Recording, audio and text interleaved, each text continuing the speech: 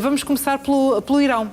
O fim de semana não vimos abrandar os protestos na rua. Entramos na terceira semana, de resto, de manifestações que podem conduzir, de facto, o Irão a uma mudança. Explique-nos exatamente aquilo que está a acontecer e, sobretudo, também esta manifestação de interesse por parte do Irão em negociar com os Estados Unidos.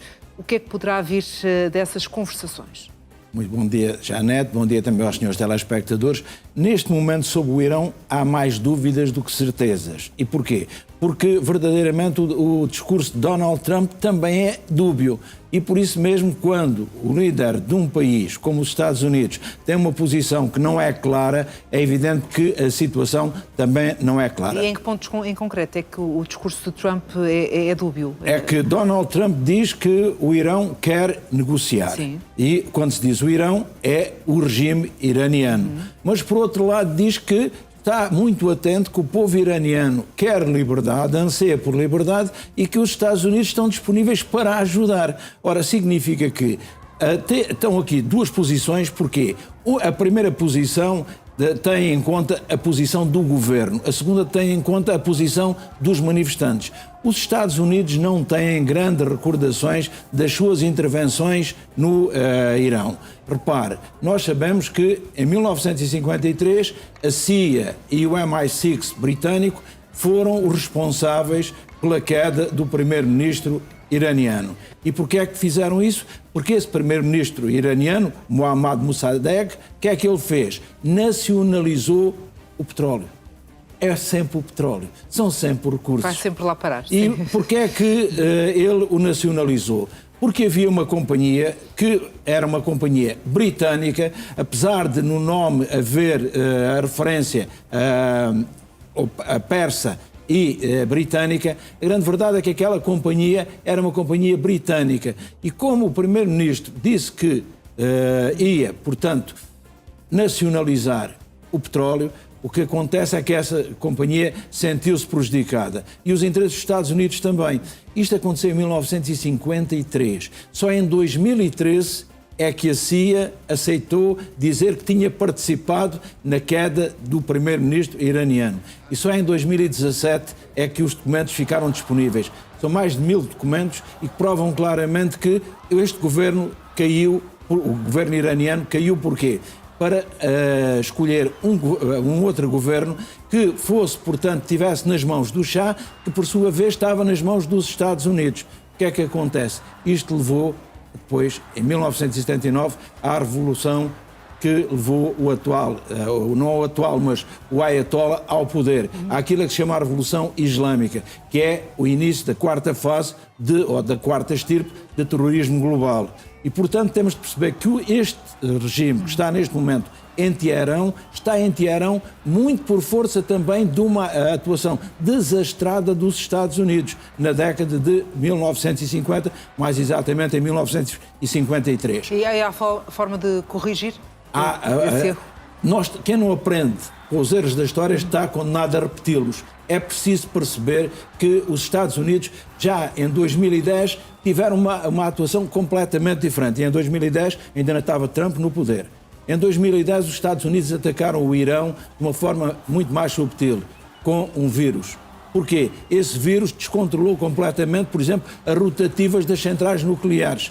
Quer dizer que este vírus foi ali colocado para quê? Para uma guerra cibernética, que verdadeiramente, sem um tiro, atrasou e muito todo o processo nuclear iraniano. Eu penso que neste momento os Estados Unidos estão nesta perspectiva. Como é que vamos atuar? Não se aconselha boots on the ground. Também o elemento... Então, uma intervenção militar para já seria precipitada? Seria um erro. E seria um erro atendendo, portanto, a todo o historial. E porquê? Quem uniu o povo iraniano à volta do Ayatollah, naquele caso, Khomeini, foram os Estados Unidos. Porquê? Não podemos esquecer que o Irão é persa. E o Irão teve um império e tem a memória do império. E atenção, o Irão não é a Venezuela. O Irão é o país do Médio Oriente que verdadeiramente dispõe do maior exército do Médio Oriente, tem muitas forças de segurança e depois tem poder nuclear. Portanto, o Irão acaba de olhar para os Estados Unidos, ele identifica claramente os seus inimigos. Os inimigos do Irão, em primeiro lugar, os Estados Unidos, segundo Israel, a quem nunca chama Israel, chama-lhe o território ocupado, porque entende que aquilo é Palestina, e quem é o terceiro inimigo do Irão? A União Europeia, a Europa. E é por isso que o Irão está ligado a quem? Está ligado à China e está ligado à Rússia. E nós percebemos que o Irão, por exemplo, apoiou muito o esforço militar russo na Ucrânia. Porquê? Porque tinham conhecimento em drones. Sabe, por norma, os serviços secretos iranianos estão espalhados pelo mundo inteiro. Mas os técnicos iranianos raramente saem do Irão. Os militares iranianos raramente saem do Irão, porque o seu primeiro papel é proteger o regime. O que é que acontece? Quando a Rússia precisou de manobrar, os drones não sabia. E verdadeiramente o Irão não lhes forneceu apenas os drones, os mísseis, também lhe forneceu o pessoal técnico capaz de utilizar, de pôr em funcionamento esses drones, esses mísseis. Isto prova o quê? Não estamos a falar de um país do terceiro mundo. É um país que teve uma monarquia e agora tem um regime teocrático, em que o poder religioso controla completamente o poder político.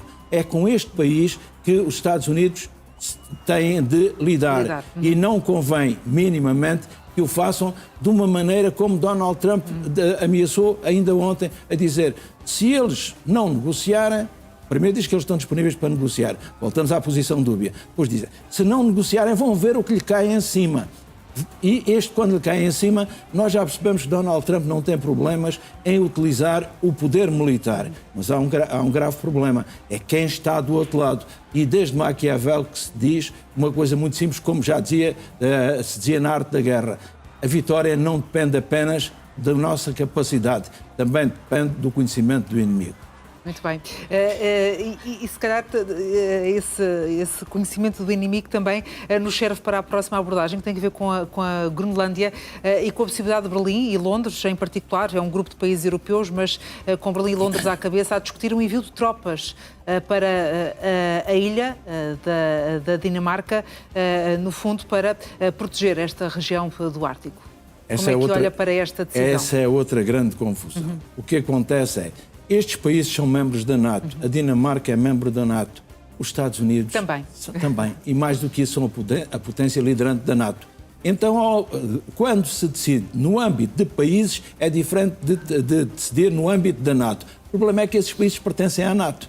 E significa que deslocar tropas para a proteção da Groenlândia só é possível com o apoio de quem não as quer lá, que é os Estados Unidos. E porquê? Porque aí os Estados Unidos dizem que são aliados da NATO e que, portanto, os países europeus... Repare, Donald Trump disse os Estados Unidos estão sempre disponíveis para a NATO. A NATO é que nem sempre tem estado disponível para os Estados Unidos. Era já a prever que os europeus se movimentassem no sentido de pôr lá tropas. A situação na Groenlândia é muito simples. Nós sabemos que Donald Trump vai reunir a sua administração para decidir, portanto, se quer ou não ocupar militarmente. E a palavra é quer, porque ele não tem dúvidas que consegue. O problema é se deve, e dever não deve, que é uma coisa completamente diferente. Mas isso não é impeditivo para Donald Trump? Não é impeditivo para ele, porque já percebemos que a moralidade dele muitas vezes é amoral. Significa que o único limite que ele conhece é a sua moralidade. Só que ele tem uma interpretação de moralidade que não coincide com aquilo que nós definimos os padrões morais, os padrões éticos, os padrões deontológicos. Portanto, Donald Trump está aqui nesta situação de poder funcionar como uma ameaça. Eu chamaria a atenção. Neste momento, os Estados Unidos têm apenas uma base operacional na Groenlândia.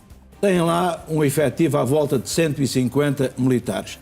Já lá tiveram 15 mil militares. E se já lá tiveram 15 mil militares, podem perfeitamente colocar lá esses 15 mil militares. Se o problema é um problema de segurança dos Estados Unidos, será também um problema de segurança da Europa e da Dinamarca, é evidente que basta aumentar o contingente norte-americano na Groenlândia. Se o problema são os recursos, tem de passar por um processo negocial com quem? Com os países autonomistas e independentistas da Groenlândia, mas também com a Dinamarca, enquanto for a potência que verdadeiramente tutela a Groenlândia.